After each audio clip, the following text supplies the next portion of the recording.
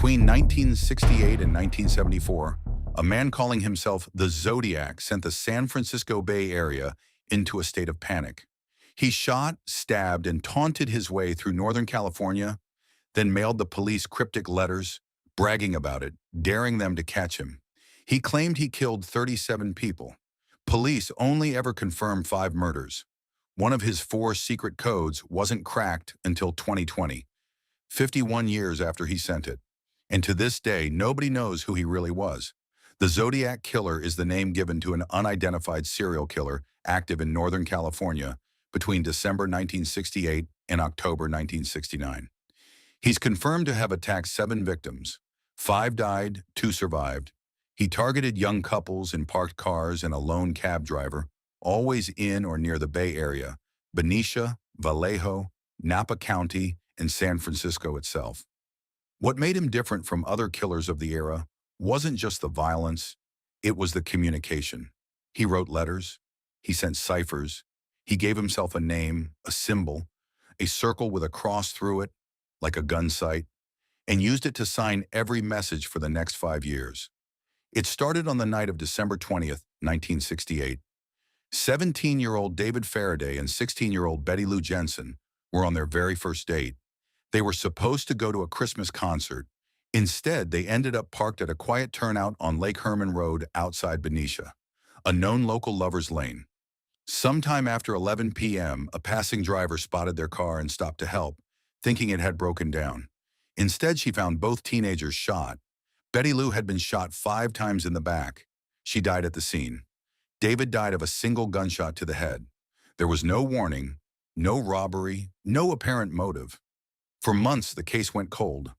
Almost 7 months later, on the night of July 4th, 1969, 22-year-old Darlene Ferrin and 19-year-old Michael Mageau were parked at Blue Rock Springs Park, just a few miles from the first attack. A car pulled up behind them. The driver got out, walked up, and shone a flashlight into their car, then opened fire with a 9mm handgun. Darlene was killed. Mageau survived despite being shot in the face and neck, and he was able to give police a description: a heavy-set white man, around 5 feet 8 inches, with curly light brown hair. Less than an hour later, a man called the Vallejo Police Department. He calmly told the dispatcher where the bodies could be found, and admitted to killing the 2 teenagers from Lake Herman Road 7 months earlier. It was the killer's first direct contact with police. 3 weeks later, on July 31st, 1969, 3 Bay Area newspapers, the San Francisco Examiner, the Chronicle, and the Vallejo Times-Herald, each received a letter. Each contained 1/3 of a 408-symbol cipher and a demand: print this on the front page, or I'll go on a killing rampage. On August 4th, in a follow-up letter, he opened with the line that would define him forever. "This is the Zodiac speaking. The 408 cipher wasn't cracked by the FBI, the CIA, or the NSA. It was solved within a week by a school teacher and his wife, Donald and Betty Harden, working it out by hand at their kitchen table." Decoded, the message was chilling. The writer described hunting humans as the most dangerous and exciting game, and said he looked forward to collecting his victims in the afterlife. On September 27, 1969, college students Brian Hartnell and Cecilia Shepard were picnicking on a small peninsula at Lake Berryessa in Napa County.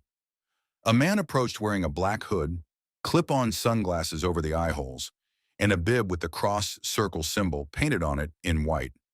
He claimed to be an escaped convict who needed their car and money. He had Cecilia tie up Hartnell with pre-cut lengths of clothesline, then retighten the knots himself because they weren't secure enough. Then, without warning, he pulled out a knife and stabbed them both repeatedly. Hartnell survived 8 stab wounds. Cecilia died 2 days later. Before leaving, the killer walked to their car and wrote on the door, in marker, a list of his previous attacks, and the date of this one, underneath his symbol. Just 2 weeks later, on October 11th, 1969, 29-year-old cab driver Paul Stein picked up a fare in San Francisco's Presidio Heights neighborhood. Minutes later, he was shot once in the head. 3 teenagers watched part of it happen from a window across the street and called police. 2 responding officers actually passed a white man walking calmly away from the scene, but let him go because dispatch had mistakenly described the suspect as black. It's considered one of the most damaging errors in the entire investigation. 2 days later, the Chronicle received a letter with a swatch of Stein's blood-stained shirt attached as proof. Stein would be the Zodiac's last confirmed murder, but not his last word. Over the next 5 years, he sent more than 20 letters, taunting detectives, threatening to bomb a school bus, sending greeting cards, and claiming credit for murders that were never proven to be his. His final known letter arrived in 1974, referencing the horror film The Exorcist. Hundreds of suspects have been investigated over the decades. The most famous is Arthur Lee Allen, a Vallejo man named by an anonymous tip in 1969 and pursued by investigators for years. But DNA testing in the 2000s reportedly failed to definitively link him to the evidence. Other persons of interest have included Lawrence Kane and Richard Gaikowski, among dozens of others. None has ever been charged. Here's something most people don't know. Of the 4 ciphers the Zodiac sent, only 2 have ever been solved. The first one out of the 408 was cracked in days by amateurs in 1969. The second, a 340-character cipher sent the same year, stayed unsolved for over half a century. In December 2020, a team of 3 codebreakers from the US, Australia, and Belgium, using software tools but largely manual analysis, finally cracked it. The message was, frankly, anticlimactic, a rambling boast about not fearing the gas chamber and looking forward to paradise. It gave police no name, no location, no real new clue. The Zodiac had simply been bragging, in code, for 51 years. The Zodiac case remains officially open in San Francisco, Napa County, Solano County, and at the California Department of Justice. No one has ever been charged. No one has ever confessed under oath. The killer who promised to keep killing simply stopped writing sometime in the 1970s and vanished from history. Decades of amateur sleuths, retired detectives, and journalists have built entire careers chasing this case, and it's inspired films, books, and documentaries ever since. Most famously, David Fincher's 2007 movie Zodiac. But the most unsettling fact might be the simplest one. Somewhere in those 5 confirmed murders, a man got away with it, and he wanted everyone to know. If you want to dig deeper into other true crime cases like this, subscribe, and let me know in the comments which unsolved case you want covered next.